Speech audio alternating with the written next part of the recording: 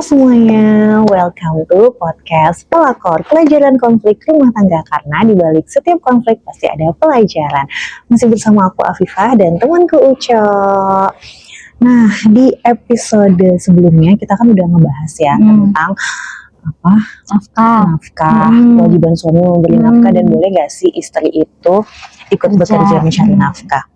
Nah, tapi ternyata setelah misalkan dijalani gitu ya, pasti kan ada timbul permasalahan-permasalahan ya kan, ada konflik-konflik juga kan saat istri memutuskan untuk bekerja, misalkan membantu perekonomian keluarga gitu ya. Nah, kenapa sih kok kadang-kadang ya bantuan finansial dari istri itu malah justru menimbulkan konflik baru di rumah tangga? Kayak gimana tuh misalnya konfliknya? Misalnya mungkin istri itu merasa jadi lebih superior dibanding suami, karena dia merasa kan gue ikut ngebantu nih, ikut ngasih juga nih gitu kan, ikut berkontribusi gitu. Jadi kayak ngerasa ada rasa superior, terus kayak ibaratnya songong gitu ya. Iya. Sebenarnya itu wajar sih kalau misalnya kita tuh setelah berkontribusi, ikut andil, terus merasa kontribusi kita tuh banyak, dan kita merasa aku nih penting untuk dilibatkan dalam mengambil keputusan gitu. Itu kalau di psikologi ada namanya sense of ownership, yaitu tadi perasaan bahwa semakin seseorang itu investasinya makin banyak di waktu, di uang, di tenaga, di pikiran, pokoknya dia pengorbanannya makin banyak, semakin dia merasa harus terlibat dalam segala hal, itu harus dilibatkan. Makanya banyak ketika para istri itu membantu nafkah suaminya, itu merasa keputusan rumah tangga bisa diambil alih sama dia. Jangan begini, jangan begitu, dia yang ngatur, dia yang merasa superior, dia yang merasa punya power untuk mengambil keputusan dalam rumah tangga gitu. Nah, padahal sebenarnya kan dalam rumah tangga itu keputusan tidak ditentukan dari jumlah yang diberikan berapa, siapa yang paling banyak berkorban di dalamnya, terus jumlah yang diberikan berapa, siapa yang paling kerja keras gitu. Tapi tetap prinsipnya itu keputusan dalam rumah tangga diambil sama kepala rumah tangganya, yaitu suami. Yang di episode sebelumnya itu kita udah pernah bahas bahwa istri itu punya hak penuh untuk didengarkan suaranya, dipertimbangkan pendapatnya. Jadi dilibatkan untuk mengambil keputusan bersama yang bisa menghasilkan win-win solution gitu. Jadi kalau perasaan superior itu tadi ya wajar-wajar aja, karena memang dari segi psikologis dia akan merasa superior, tapi tetap harus dalam aturan yang ada gitu, bahwa dalam rumah tangga itu tetap pengambil keputusannya ada di kepala keluarga, yaitu suaminya gitu. Banyak istri tuh yang merasa ketika aku bantu suami aku di awal-awal tuh, misalnya setahun lah, 2 tahun lah, dia sering banget bilang makasih, bilang ya Allah kamu baik banget gitu, kamu soleh banget mau ngebantu. Tapi kok makin lama itu kayak jadi kewajiban istri untuk bantu.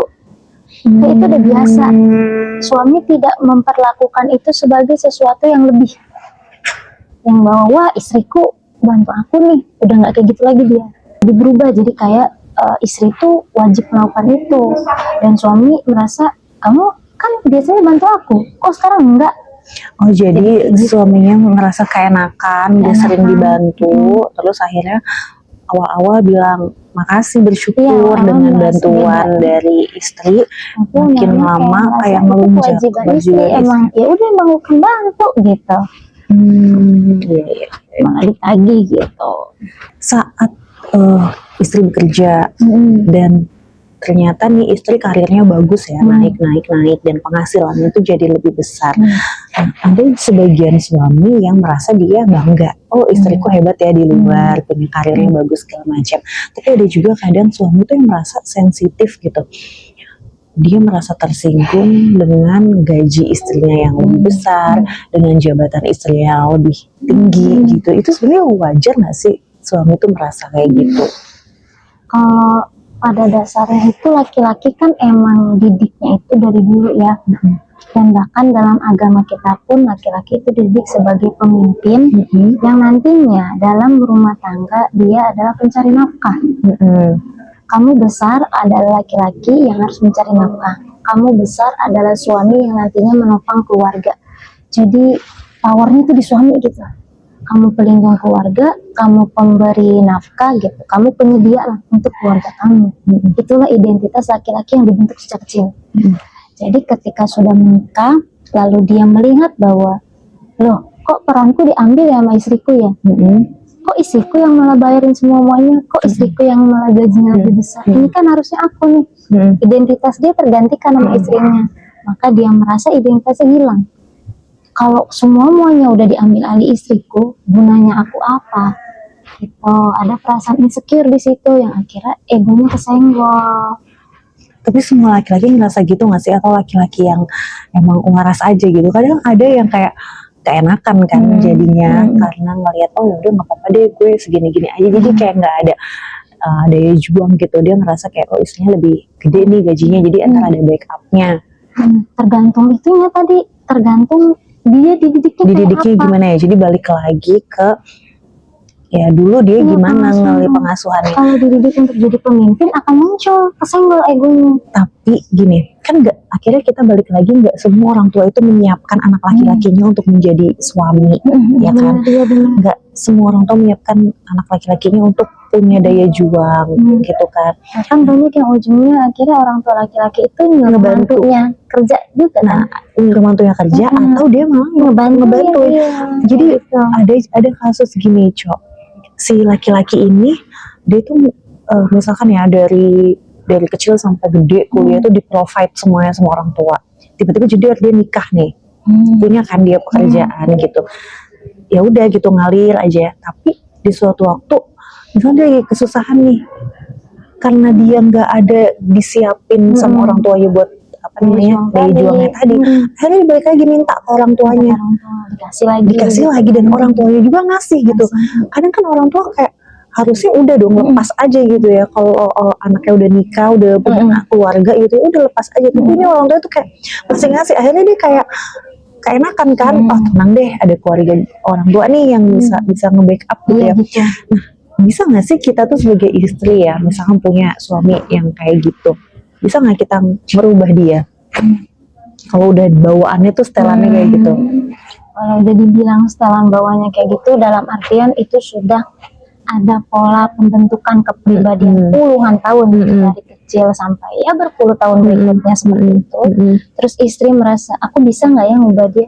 Bisa dengan rentang waktu seperti itu juga. Oh, lama banget dong. Berarti misalkan jadi sekarang 30 tahun nanti deh. Ya anggap aja, iya kayak gitu.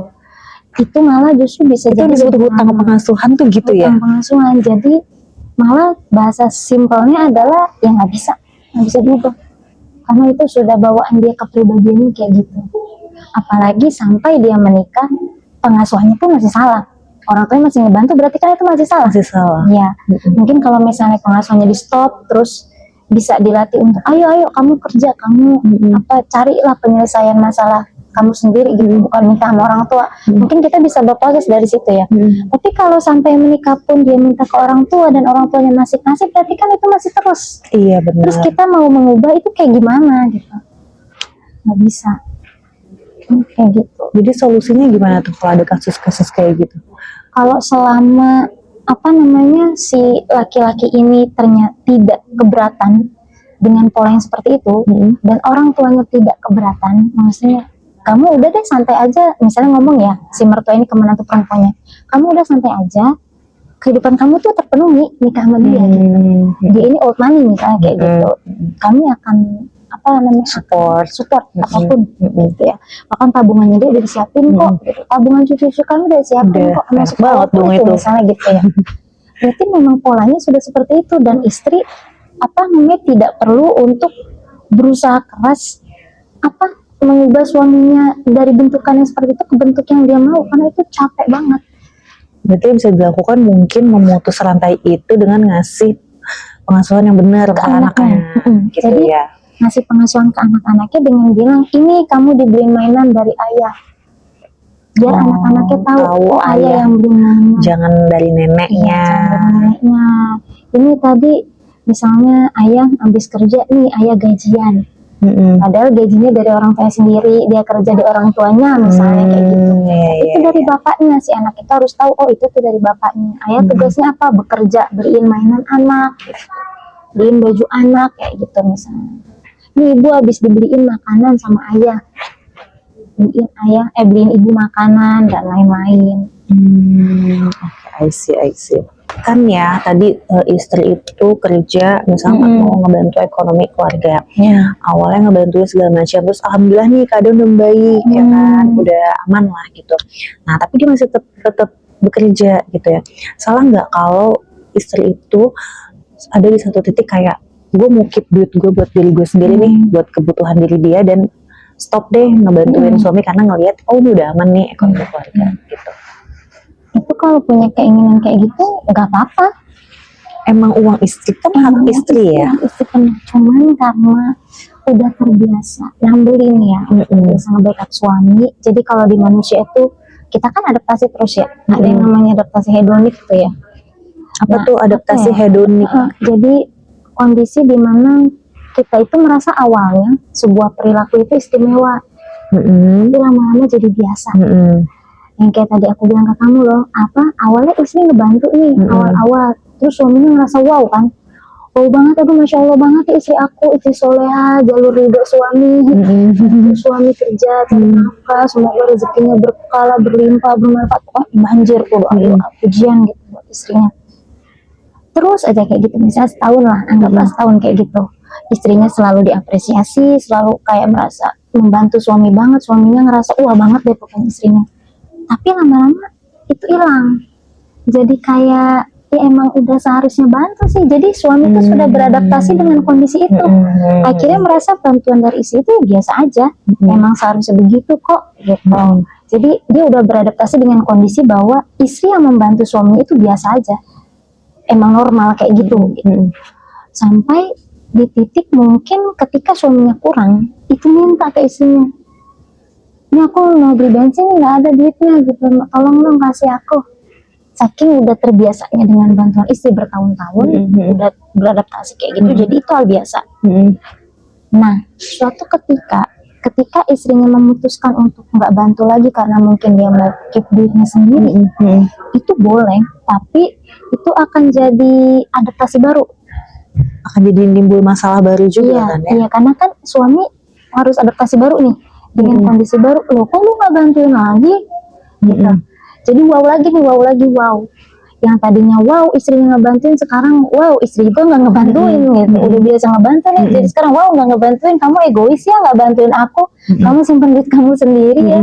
Padahal sebelumnya dia kan pernah di kondisi seperti itu kan, pernah di kondisi tidak dibantu istri, tapi karena sudah beradaptasi bertahun-tahun di backup, terus sekarang di stop, ya dia kembali ke setelan awal. Dia harus beradaptasi lagi dengan wow-nya itu, bahwa istri aku tidak lagi membantu aku gitu. Nah di situ biasanya titik beratnya para istri, jadi kayak aku salah nggak sih nih nyimpan duit sendiri, karena suami aku tantrum nih jadinya gitu, ngerasa aku egois, terus aku kayak ya suami capek-capek kerja nggak ada kasihan-kasihannya gitu kan, kayak gitu. Jadi ngerasa jadi kayak serba salah gitu. Tapi itu semua sebenarnya bisa dikomunikasiin kan, kalau emang komunikasinya bagus. Jadi kayak sebelum peralihan nih istrinya bilang, udah ya aku udah nggak bantu lagi kan, kondisi kita udah aman nih, aku boleh nggak keep duit aku sendiri. Semuanya gitu bisa.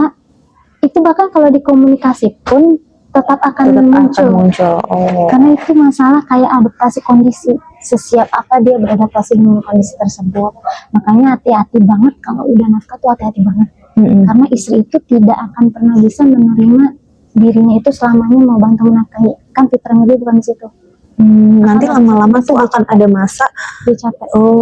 Iya. Dia nggak mau gitu. Entah karena alasan apa, dia udah keluar tuh naluri bahwa kan aku bukan menafkahi, kenapa sih kok aku harus dipusingin sama ini semua, aku udah capek, aku mau resign dari kerja misalnya, aku udah jenuh, tapi aku harus bayar ini, harus bayar itu, kenapa sih gitu.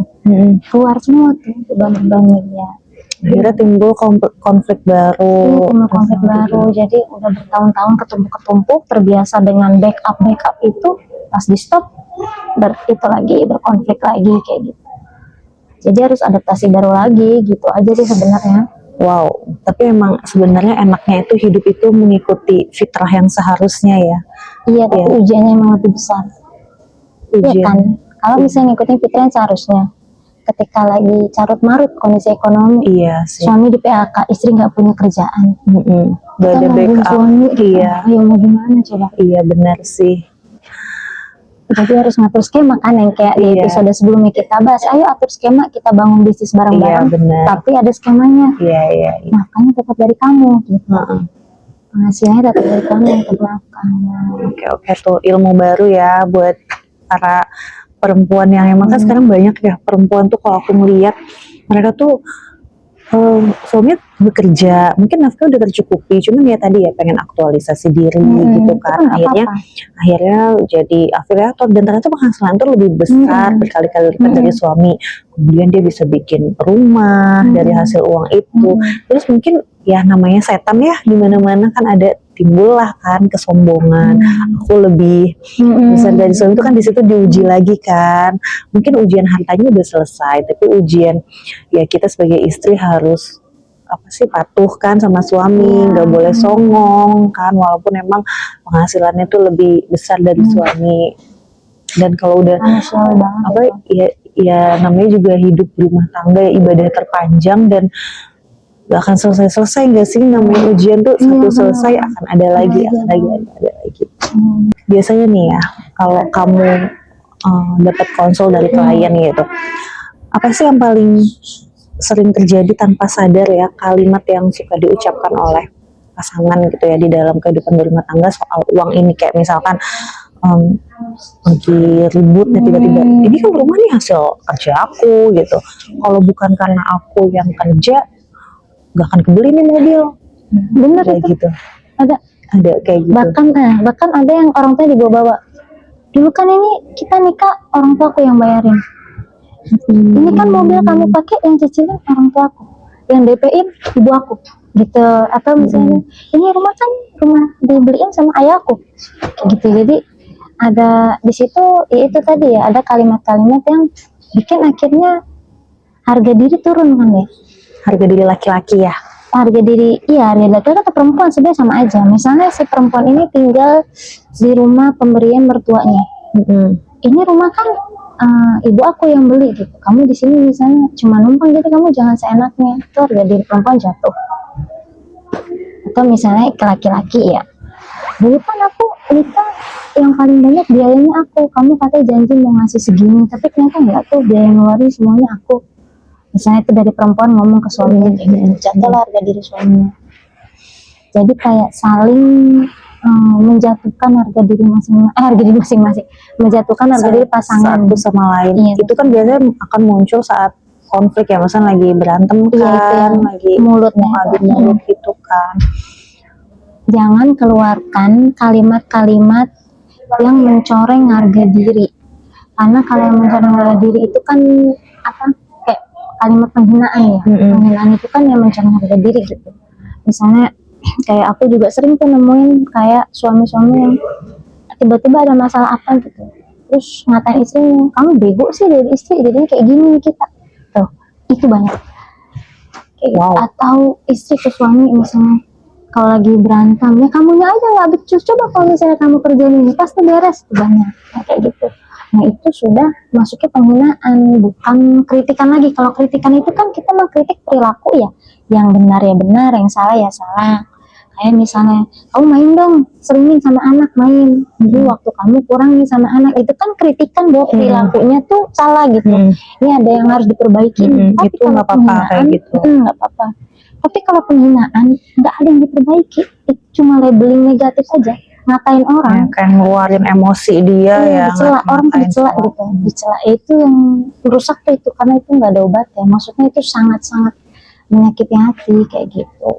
Biasanya kalau udah yang kayak di tahap kayak gitu, itu ujungnya tuh gimana tuh pasangan itu? Apakah bisa saling memaafkan dan Mungkin maafin bisa kali ya, tapi sakit hati yang gak hilang Ya atau bisa, gimana? kalau enggak sih, kalau misalnya ditap kayak gitu sebenarnya itu masalah klise, dalam artian itu banyak banget kejadian gitu. Selama bisa memperbaiki komunikasi mah aman. Itu kan masalah kayak cara berantem mereka. Jadi cara berantem suami istri itu kan banyak ya, ada yang saling ngata-ngatain, ada yang main cakar-cakaran. Itu serem banget sih. Itu serem ya buat kita. Tapi di mereka itu biasa, berdarah nih, cakar-cakaran gitu. Ada yang kayak gitu. Ada yang ngirim fotonya misalnya, Mbak aku Astagfirullahaladzim. lebam, ini aku habis dicakar suami aku. Tapi memang cara berantemnya, mereka cakar-cakaran, istrinya nyakar, suami nyakar, atau istrinya itu nunjuk, suaminya ikutan. Itu biasa, habis itu baikan lagi. Itu cara marah tuh, cara marah. Habis itu maaf-maafan lagi. Tapi ketika marah berantemnya kayak gitu lagi. Ada yang berantemnya itu kan masuk KDRT ya, saling menyerang. Ada juga yang diem-dieman ya kan, Ya, silent treatment itu. ada yang pergi di rumah, istrinya kabur lah, suaminya kabur, atau ada Anaknya gimana itu? Kalau saling kabur. ya udah ditinggal aja. Misalnya istrinya pergi, ya udah anaknya sama suaminya, ntar suaminya pergi, anaknya sama istrinya gitu. Oh iya. Jadi ternyata yang kabur dari rumah itu nggak cuma suami doang kok, karena kan di dunia ini kita anggapnya suami sering kabur dari rumah kan, istri banyak yang kayak gitu, banyak yang kabur. Wow. Nanti pulang lagi, baikan lagi. Itu jadi kayak oh cara marahnya orang tuh seperti ini di rumah tangga gitu. Nah itu aku menganggapnya itu masalah biasa yang dalam artian itu mah bisa diperbaiki, bukan masalah besar. Wow. Tadi hina-hinaan, saling ngata-ngatain binatang ya, anjing segala macam keluar ada banyak kayak gitu. Tapi ada nggak orang yang akhirnya mereka memutuskan pisah karena masalah uang? Masalah uang banyak, bisa masalah uang juga banyak, nafkah gitu. Nafkah. Iya, rata-rata ya memang gimana ya, penghasilan suami misalnya nggak cukup, tapi tuntutannya banyak misalnya gitu, tapi suaminya nggak bisa memenuhi itu, kerja penghasilan tambahan enggak, atau masih kurang juga.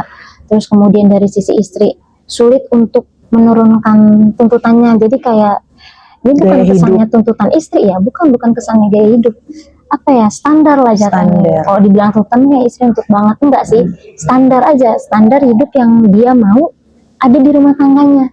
Misalnya kan misalnya ada orang yang anaknya mau masuk sekolah swasta tapi sanggupnya negeri karena uangnya nggak ada, tapi pengen nih masuk sekolah swasta, kan kita nggak bisa salahin standarnya dia ya, mungkin dia merasa swasta itu lebih baik atau gimana gitu kan. Itu memang standar dia, yang dia berhak kok punya standar seperti itu. Tapi misalnya suaminya nggak bisa memenuhi itu gitu, tapi dia nggak bisa nurunin standarnya, akhirnya dia memilih untuk pisah. Ya udah mau gimana lagi kayak gitu. Kalau gaya hidup itu kan untuk sesuatu yang tersier. Oh iya benar. Iya, mau kebutuhan yang tersier nggak didapat dari suaminya nggak mampu memenuhi, tapi nafkahnya semua terpenuhi gitu, di bagian nafkah terpenuhi, tapi giliran kebutuhan tersier nggak terpenuhi, terus istrinya capek, istrinya gugur cerai, yaitu beda kasus. Tapi banyak yang memang nggak sesuai aja sama standar mereka itu nggak sama. Tapi berarti cinta aja tuh nggak cukup untuk saling menguatkan gitu ya? Cinta itu apa? Coba definisi cinta itu apa ya? Karena abstrak juga sih cinta ya. Kalau perasaan suka itu jatuhnya interest, ketertarikan. Iya. Kalau bilangnya cinta tuh apa? Pengorbanan ya, itu tuh bentuk cinta, pengorbanan juga. Rasa kangen juga bentuk cinta, rasa kasihan bentuk cinta. Yaitu ketenangan, ada sakinah, mawaddah, warahmah, itu cinta. Jadi cinta meliputi seluruhnya. Cinta ketika kita mau ngalah, itu kan kita cinta. Ya udah deh, aku nggak bisa beli baju sekarang, nggak apa-apa. Mungkin uangnya emang belum ada. Ya udah nggak apa-apa. Itu kan cinta. Iya sih. Tapi orang yang nggak bisa menurunkan standar itu, apakah berarti egonya lebih tinggi ya? Enggak juga. Kalau misalnya dia tidak mau menurunkan standar karena merasa aku mau punya keluarga yang bagus, yang baik, itu kan cinta juga. Misalnya jangan kontrak di sini, misalnya gitu kan. Ini kontraknya cuma 3 petak, wilayahnya kumuh, banyak sampah, jangan di sini, ayo pindah. Tapi uangnya nggak ada, tapi aku nggak mau, kita tinggal di sini. Anak-anak aku nggak sehat, kamu nggak sehat, aku nggak sehat, aku nggak mau. Itu kan cinta.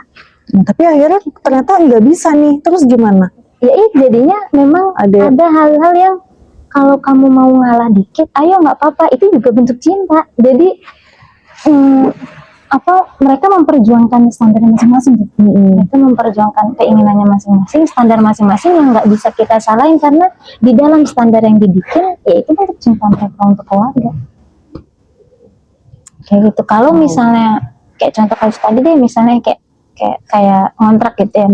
Kalau memang mau ngalah dulu karena penghasilan suami belum bisa, ayo nggak apa-apa, kita sama-sama di sini kita cari sampai kita bisa gitu. Jadi bukan berarti berdiam diri di situ tapi tanpa melakukan apa-apa gitu. Kan bisa juga kamu ngalah, oke, kamu tetap mencintai.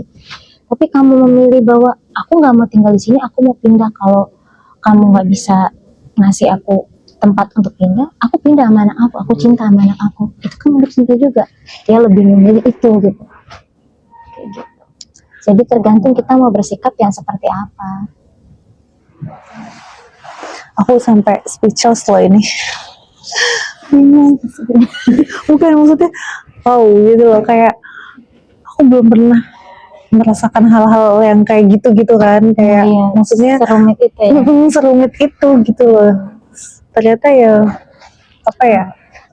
konflik yang dialami sama orang tuh ya beda-beda ya. Setiap rumah tangga tuh pasti ujiannya tuh ada aja gitu ya. Oke, terakhir Cok, ada closing statement untuk episode kali ini. Iya, jadi kalau untuk nafkah, ya intinya untuk para suami itu wajib banget belajar tentang nafkah gitu. Ya tadi dasarnya deh adalah kayak misalnya kalau kita muslim tuh bikin nafkah setidaknya tuh tamat. Dan yang lain-lainnya bisa dikulik-kulik lagi dari buku lain atau dari kajian-kajian tentang nafkah kayak gitu. Karena nafkah itu bukan sekedar memberi uang, di dalamnya itu ada aliran-aliran yang banyak lah. Aliran tuh dalam artian gimana sih caranya nafkah biar berkah, apa sih efeknya kalau kita tuh ngasih nafkah tapi duitnya haram. Itu kan semua panjang ya aliran-alirannya. Mengalir dalam darah, menjadi daging, aturan-aturannya seperti apa, status uang istri, uang suami dan lain sebagainya tuh banyak banget. Jadi suami itu perlu belajar ilmu nafkah karena tanggung jawab utamanya kan nafkah. Itu aja dulu. Tuh, para suami dengerin ya, wajib hatam tentang ilmu nafkah. Thank you for watching. Sampai ketemu di episode pelakor selanjutnya. Ingat, konflik itu wajar, tapi jangan berhenti belajar. See you.